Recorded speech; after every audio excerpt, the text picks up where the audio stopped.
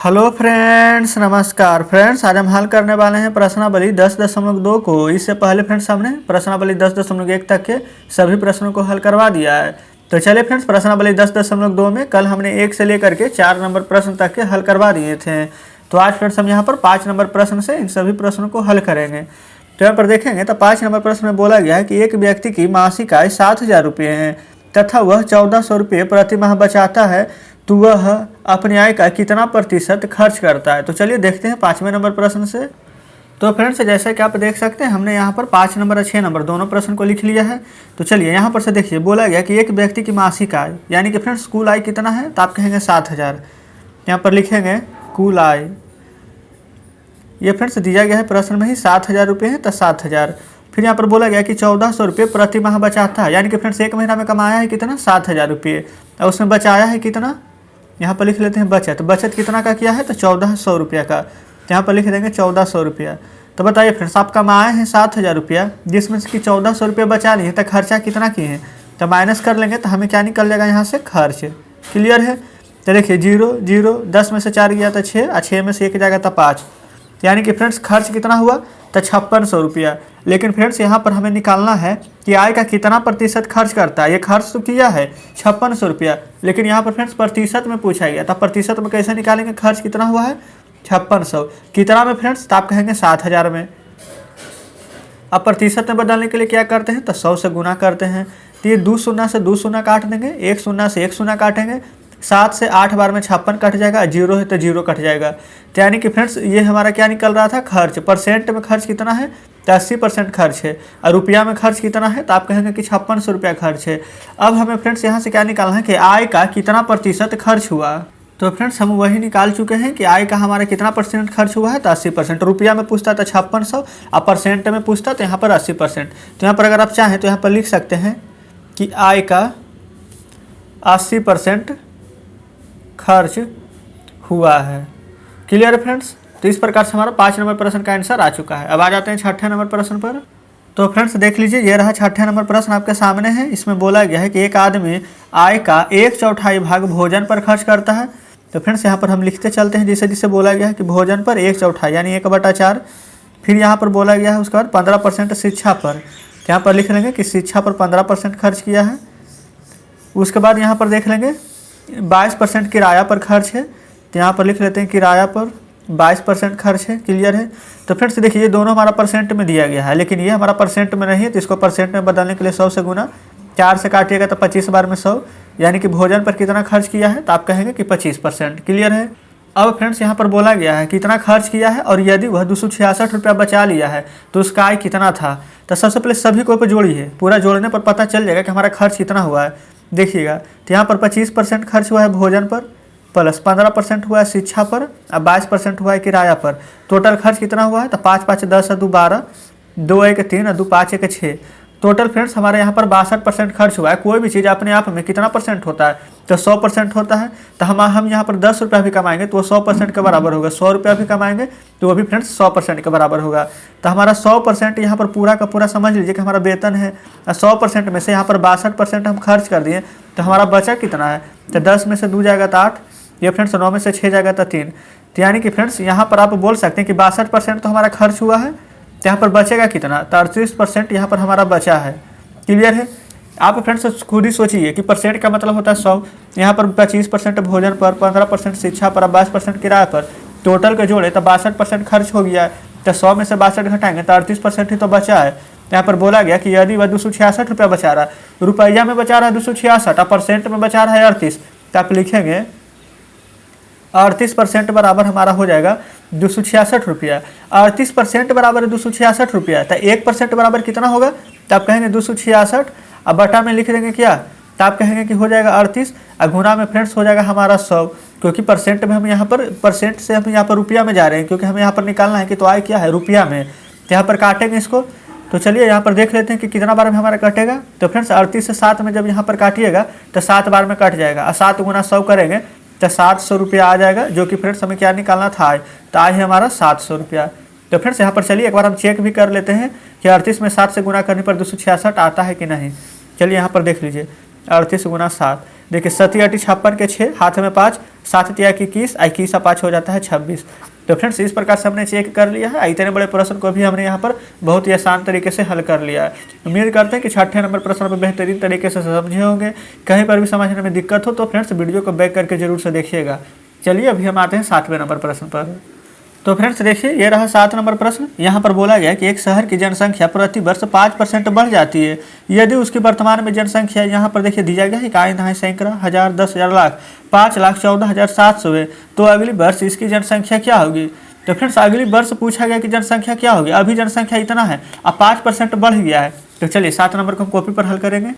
तो फ्रेंड्स देखेंगे यहाँ पर हम 7वें नंबर को हल करते हैं। यहाँ पर बोला गया है कि वर्तमान में फ्रेंड्स जो कि जनसंख्या यहाँ पर दिया गया है आपके बुक में, सबसे पहले हम यहाँ पर लिख लेते हैं वर्तमान जनसंख्या। क्लियर है। तो यहाँ पर जनसंख्या भी दिया गया है 5,14,700। यहाँ पर फ्रेंड्स बोला गया कि 5% बढ़ गया है। ये फ्रेंड्स जो जनसंख्या है वो 5% की वृद्धि हुई है। तो यहाँ पर हम लिख लेते हैं प्रतिशत। अगले परसेंट, ये फ्रेंड्स अगले वर्ष 5% बढ़ी है, तो यहाँ पर लिख लेते हैं 5%। अब खुद ही बताइए वर्तमान में इतना परसेंट है, हर साल 5% बढ़ रहा है, तो कोई भी चीज़ तो 100% होता है। अब 5% बढ़ जाएगा तब कितना हो जाएगा जनसंख्या, तो 105% हो जाएगा कि नहीं, तो बिल्कुल हो जाएगा। तो आप यहाँ पर क्या करेंगे कि 5,14,700 का अगर आप चाहेंगे पहले तो 5% निकालेंगे और जितना आएगा ना निकल कर इसमें से आपको उतना जोड़ना पड़ेगा। तो उससे फ्रेंड्स बढ़िया है कि डायरेक्ट हम 105% निकाल देते हैं, जोड़ना भी नहीं पड़ेगा, एक ही लाइन में आंसर आ जाएगा बटा में 100। ये 2 शून्य से ये 2 शून्य को काट देंगे। अब फ्रेंड्स जब इसको आप गुना कर दीजिएगा तो जो भी आंसर आएगा वो आपके यहाँ पर से बुक में से मैच हो जाएगा। तो चलिए फ्रेंड्स हम यहाँ पर गुना कर लिए हैं। यहाँ पर गुना करेंगे तो आपका यहाँ पर 5,40,435 यहाँ पर फ्रेंड्स आपका आंसर आ जाएगा। तो देख लीजिए यहाँ पर फ्रेंड्स बोला गया था तो इनकी जनसंख्या क्या होगी, तो यहाँ पर लिख देंगे कि इनकी जनसंख्या इतनी हो जाएगी। तो इस प्रकार से 7 नंबर प्रश्न को हमने हल कर लिया है। अगर अभी यहाँ पर 5% निकालते तो जितना भी आता ना इसमें आप उसको जो 5% निकल कर आता उसको जोड़ देते हैं तो इतना ही आंसर आता। तो फ्रेंड्स आप एक बार यहाँ पर दूसरे तरीके से भी बनाने का प्रयास कीजिएगा जो हम आपको बताए हैं कि 5% निकाल कर। चलिए फ्रेंड्स हम ही बता देते हैं, हो सकता है कि आपको कन्फ्यूजन हो कि किस प्रकार से बना दिए हैं। आप इसको बोल सकते हैं पहला मेथड, यहाँ पर जो बना रहे हैं इसको बोल सकते हैं दूसरा मेथड। यहाँ पर 5,14,700 का पहले आप 5% निकालेंगे तो बटा में 100, फिर ये 2 शून्य से कट जाएगा, 5 7 35 के 5 हाथ में 3, ये देखिए ये फ्रेंड 14 25 70 3 73 और 5 5 25। अब 25 में 7 यहाँ पर जोड़ देंगे। सबसे पहले यहाँ पर थोड़ा सा कुछ गड़बड़ आ गया, रुक जाइए। 7 5 35 के 5 हाथ में 3, 5 चौके 20 और 3 23, अब 5 और 2 यहाँ पर हो जाएगा 7 और 5 5 के 25। अब फ्रेंड्स बिल्कुल सही है। अब यही हम बोल रहे थे कि 5,14,700 में जब आप यहाँ पर 25,735 को जोड़िएगा तो यहाँ पर आपको यही वाला प्राप्त हो जाएगा 5,40,435। तो फ्रेंड्स आप इस प्रकार से भी निकाल सकते हैं। अगर हमसे सिर्फ पूछता ना कि यहाँ पर कि 5% बढ़ेगा तो बढ़ी हुई जनसंख्या क्या है, तो आप बोलते हैं कि 5% जनसंख्या ये है हमारा 25,735, लेकिन हमसे तो पूरा का वैल्यू पूछा गया तो पूरा को जोड़कर लिख देंगे। अब फ्रेंड्स उम्मीद करते हैं कि कोई कन्फ्यूजन नहीं बचा होगा। तो चलिए अब आते हैं 8वें नंबर पर। तो फ्रेंड्स देखेंगे ये रहा 8वें नंबर प्रश्न। इसमें बोला गया है कि किसी विद्यालय के छात्र संघ के निर्वाचन में अध्यक्ष पद के लिए 2 छात्रों में सीधी टक्कर थी। यदि विजयी छात्र को 55% वोट मिला है और वह 70 मतों से विजयी हुआ है तो यहाँ पर कुल कितने वैध मत पड़े और पराजित प्रत्याशी को कितने वोट यहाँ पर मिले हैं। तो चलिए 8 नंबर को भी हल कर लेते हैं यहीं पर। तो फ्रेंड्स चलिए हम यहाँ पर 8 नंबर प्रश्न को समझेंगे, बहुत ही आसान तरीके से हम आपको बताएंगे। बस आप कॉन्सेंट्रेट होकर बढ़िया से बस देखेंगे। यहाँ पर फ्रेंड्स बोला गया है सबसे पहले विजयी छात्र को कितना मिला है 55%। एक तरफ हम लिखेंगे विजयी छात्र, एक तरफ आप लिखेंगे पराजित छात्र। ठीक है, पराजित मतलब जो कि हार गया है। तो यहाँ पर फ्रेंड्स विजयी छात्र को कितना मिला है तो आप कहेंगे कि 55%। 55% क्लियर है। टोटल परसेंट में अपने आप में कितना होता है तो आप कहेंगे 100%। 100% में जो कि विजयी हुआ है उसको मिल गया यहाँ पर 55%, तो जो हारा है उसको कितना मिलेगा, तो 100 में 55 इसको मिला है तो जो हारा होगा उसको मिलेगा 45%। तभी तो यहाँ पर 55 में 45 से जोड़िएगा तो टोटल 100% होगा। कोई दिक्कत यहाँ तक नहीं है। अब यहाँ पर देखेंगे आगे बोला गया है कि 70 मत से यहाँ पर फ्रेंड्स विजयी हुआ। तो देखिए विजयी छात्र हुआ 55%, हारा यहाँ पर 45% से, तो दोनों में अंतर कितना का है, तो यहाँ पर देखेंगे तो दोनों में अंतर हो जाएगा। 5 में से 5 जाएगा तो 0, 5 में से 4 जाएगा तो 1, यानी कि 10% का अंतर है। यहाँ तक कोई दिक्कत नहीं होनी चाहिए। तो फ्रेंड्स यहाँ पर वही तो बोला गया है कि और वह यहाँ पर 70 मत से विजयी हुआ। यहाँ पर देखेंगे जो जीता है उसको मिला 55% और जो हारा है उसको मिला 45%। तो जीता कितने मत से, कितना का अंतर है, 10%। तो यहाँ पर आप लिख देंगे कि 10% बराबर हो जाएगा हमारा 70 मत, ठीक है। यानी कि 10% हमारा 70 का बराबर है। तो टोटल अपने आप में होता है कितना, तो 100% होता है। तो 10% बराबर 70, तो 1% बराबर 70/10 हो जाएगा। और 100% बराबर, तो आप कहेंगे 70/10 गुना में 100, 0 से 0 कटेगा तो 70 देंगे कितना हो जाएगा, तो 700 मत। यानी कि फिर जो जीता है उसको मत कितना मिला है, तो आप कहेंगे कि 700 मत। लेकिन इतना ही में यहाँ पर प्रश्न एक आंसर ये हुआ है। दूसरा बोला गया कि तो जो हारा है उसको कितना वोट मिला है, तो टोटल वोट कितना था 700, हारने वाले को कितना मिला है 45%। तो 45/100, 0 से 0, ये 0 से 0 काट दीजिए, गुना कर दीजिए, 7×5 = 35 और 700 के 28, 28 से 3 31। तो फिर से देखिए जीतने वाले यहाँ पर पूरा वोट यहाँ पर कितना था, तो 700, जो हारा है उसको कितना मिला है वोट, तो 315 वोट यानी कि मत। तो फ्रेंड्स इस प्रकार से 8 नंबर प्रश्न भी हमारा हल हो जाता है। क्लियर है। चलिए अब हम देख लेंगे 9वें नंबर प्रश्न को। तो फ्रेंड्स चलिए हम यहाँ पर 9वें नंबर प्रश्न को भी हल करने वाले हैं। क्लियर है। देखेंगे यहाँ पर बोला गया है कि एक कुर्सी और एक टेबल दोनों की कुल कीमत 2800 रुपया है। तो यदि कुर्सी की कीमत टेबल की कीमत से 40% कम है तो कुर्सी की कीमत यहाँ पर बताना है। तो देखेंगे यहाँ पर फ्रेंड्स बस अच्छे से आप प्रश्न को समझिए, सभी प्रश्न आपको खुद से बनेगा। यहाँ पर जो बोला गया जो लिखेंगे, कुर्सी है तो कुर्सी को हम क्या करते हैं चेयर यानी कि सी से डिनोट करेंगे। यहाँ पर टेबल है यानी कि टेबल, टी से डिनोट करेंगे। दोनों का कुल कीमत कितना है 2800 रुपये। यहाँ पर 2800 रुपये लिख दीजिए, कोई दिक्कत नहीं है फ्रेंड्स। अब देखिए आगे बोला गया यदि कुर्सी की कीमत टेबल की कीमत से 40% कम है। जो कुर्सी की कीमत है जो टेबल की कीमत से 40% कम है, तो टेबल को अगर हम 100 रुपया मानेंगे तो कुर्सी का कीमत 40% कम यानी कि यहाँ पर देखिए 60 रुपया हो जाएगा। 40% कम होगा तो 100 में से 40 घटाएंगे तो 60 ही तो आएगा। क्लियर है। तो यहाँ पर हम 60 लिख देंगे, कोई दिक्कत नहीं है। अब प्लस है तो बीच में प्लस का साइन दे देंगे। ये देखिए ये सभी हमारा परसेंट में हो जाएगा। आज 100 में 60 जोड़ेंगे ये कितना परसेंट हो जाएगा, तो आप कहेंगे 160%। पहले इतना समझें कि नहीं। यहाँ पर फ्रेंड्स हम एक बार आपको फिर से यहाँ पर बताएंगे, क्योंकि देखिए जब भी आपको भी प्रश्न पहली बार पढ़ते हैं तो आपको यहाँ पर थोड़ा सा प्रॉब्लम होता ही है। यहाँ पर बोला गया था कि एक कुर्सी और एक टेबल की कीमत 2800 रुपया है। कुर्सी को सी यानी चेयर, यहाँ पर टेबल के टी यानी टेबल माने हैं, तो कुर्सी और टेबल का मूल्य है 2800 रुपया। यदि कुर्सी का कीमत, यहाँ पर देखिए कुर्सी का जो कीमत है वो टेबल की कीमत से 40% कम है। तो देखिए टेबल यानी कि टेबल की कीमत से 40% कम है। 100 में से 40 घटाएंगे तो कितना आ जाएगा 60%। और जब दोनों को जोड़िएगा तो कुल कीमत कितना आ जाएगा 160%। तो यहाँ पर क्या बोला गया, तो कुर्सी का कीमत निकालना है। यहाँ पर 2800 रुपये किसके बराबर हो जाएगा, तो आप कहेंगे 108, यहाँ पर फ्रेंड्स 160% के बराबर। तो ऊपर लिखेंगे 2800 रुपया, नीचे हो जाएगा बटा में 160%।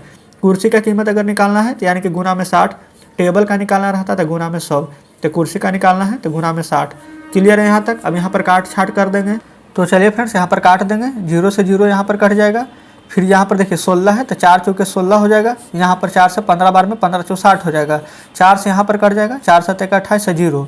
तो देखिए 15 × 7 करेंगे तो कितना होता है 75 से 105। यहाँ पर 0 है तो 0, यानी कि फिर से 1050 रुपये हमारा किसका कीमत आ गया है, तो कुर्सी का कीमत आ गया है। यही हमसे बोला गया था। अगर फिर सबसे टेबल का कीमत बोलता तो देखिए दोनों का कुल कीमत कितना है, तो आप कहेंगे 2800 रुपया। तो जिसमें यहाँ पर कुर्सी का कीमत है 1050 रुपया, तो टेबल का कितना हो जाएगा, तो आप यहाँ पर 2800 फ्रेंड्स रुपया में से यहाँ पर 1050 रुपया घटा देते हैं। तो देखिए 0 में से 0 जाएगा तो 0, ये देखिए 10 में से 5 जाएगा तो 5, यहाँ पर 7 बच जाएगा।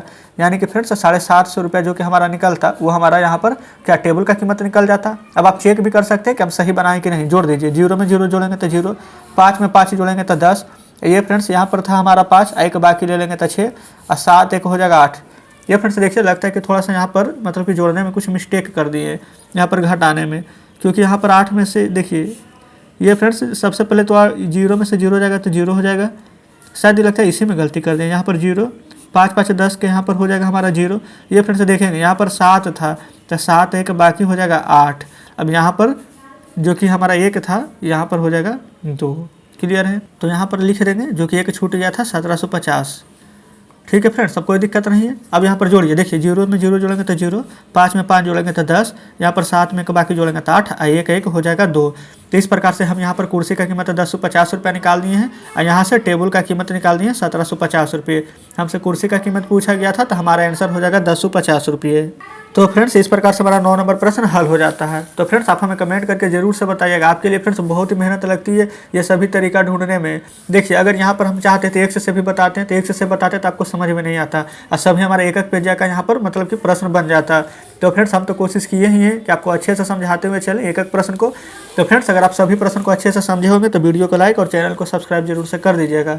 साथ में फ्रेंड्स अपने दोस्तों के साथ भी शेयर कीजिएगा। जो लोग फ्रेंड्स यहाँ पर नहीं जानते उन सभी के पास यहाँ पर चैनल को शेयर कीजिएगा ताकि फ्रेंड्स यहाँ पर उन लोगों को भी ट्यूशन पढ़ने की आवश्यकता ना पड़े। तो फ्रेंड्स यहाँ पर नेक्स्ट बुक कौन सा शुरू करें यहाँ पर आप हमें कमेंट में जरूर से बता सकते हैं क्योंकि ये बुक बहुत ही जल्द खत्म होने वाली है। तो चलिए फ्रेंड्स मिलते हैं अब आपसे नेक्स्ट वीडियो में नेक्स्ट चैप्टर के साथ।